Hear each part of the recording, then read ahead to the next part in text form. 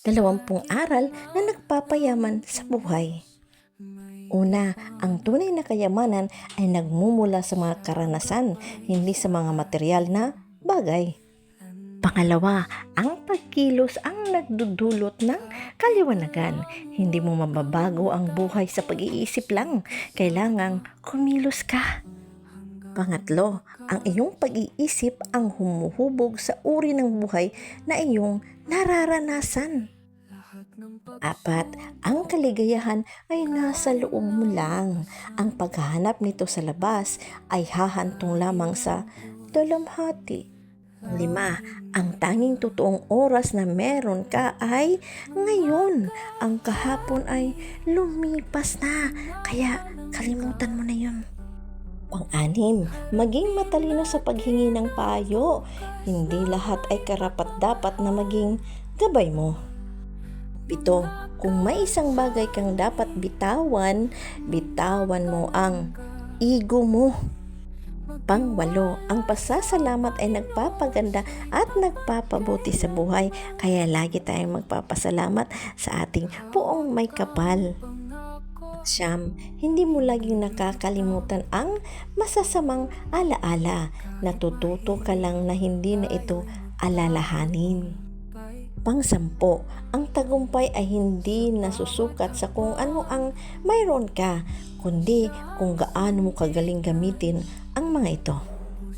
11, ang takot ang pumipigil sa karamihan ng tao. Matutong harapin at mapagtagumpayan ito. Kaya kung may problema, harapin at bigyan ng solusyon. 12, hindi mo maabot ang bagong pampang kung ayaw mong iwanan ang dalampasigan. 13, hindi kailanman huli para gawin ang matagal mo ng gusto. Huwag pansinin ang mga nagdududa. 14, huwag sayangin ang oras sa pagkapuot sa nakaraan. Harapin kung ano ang nasa harap mo.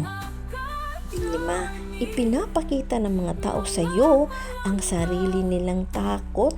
Bumuo ka ng panangga upang maprotektahan ang iyong isipan. 16, huwag mong ikwento ang iyong nakaraan sa lahat. Ikaw lamang ang tunay na nakakaunawa ng kahulugan nito. 17, ang bukas ay maaaring maging mas mabuti kung magsisikap ka ngayon. Ang pagrereklamo ay walang maidudulot. 18, magnilay at pakinggan ang sarili mo. Kung hindi, ang mundo ang magtatakda kung sino ka. 19, bihirang mangyari ang buhay ayon sa plano. At kadalasan, iyon ay isang pagpapala. 20, mas nagiging magaan at mas masaya ang buhay kapag nakatuon ka sa kabutihan ng iba.